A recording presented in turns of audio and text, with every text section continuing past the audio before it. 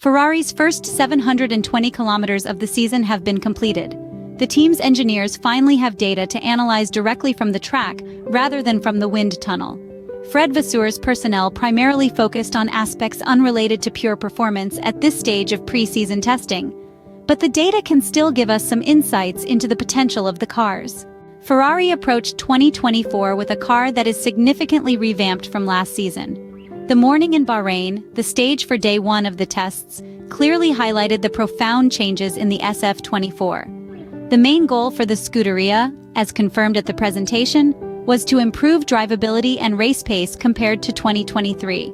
Charles Leclerc completed the first kilometers of the tests with aerodynamic rakes designed to validate the data studied in the wind tunnel and with numerical simulations. The equipment was positioned both behind the front tires and on the gills of the engine cover. The Monegasque then dedicated some time to fast laps, only to quickly return to the pits for some setup changes. Specifically, the mechanics made some adjustments to the front suspensions. Once back on track, car number 16 seemed immediately comfortable, setting his best time of the day at 1:33.247 off Max Verstappen's morning leading time. Ferrari then conducted a race pace simulation, a significant weak point for the Scuderia in 2023. However, the feedback from the SF-24 immediately seemed positive. What was surprising was not so much the lap times with the car running with a high fuel load, but the consistency in pace. The Monegasque completed several laps on C3 tires, maintaining an average of about 1:39.500.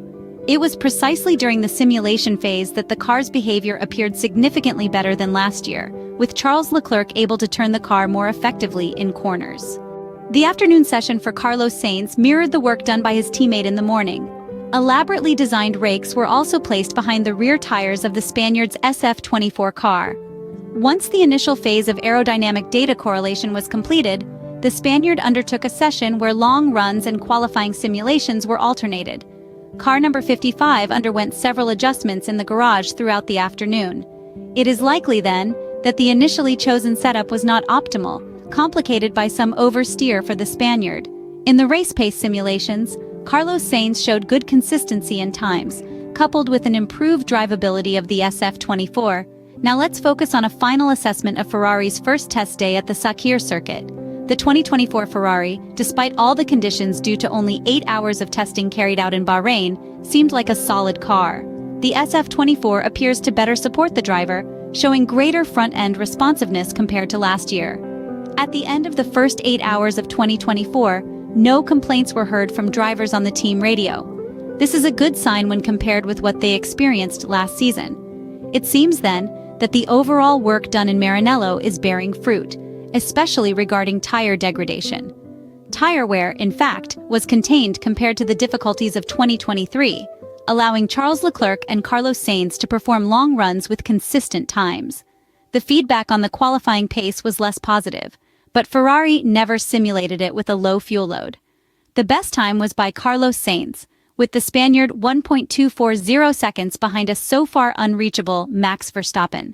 From today, Ferrari will begin to work more aimed at the approach to the track, but most likely absolute performance will remain hidden. The Maranello team has made it known that there is no intention of raising the engine modes in these 3 days, and also to keep discoveries on the cards against direct competition from McLaren, Mercedes, and Aston Martin until next Friday.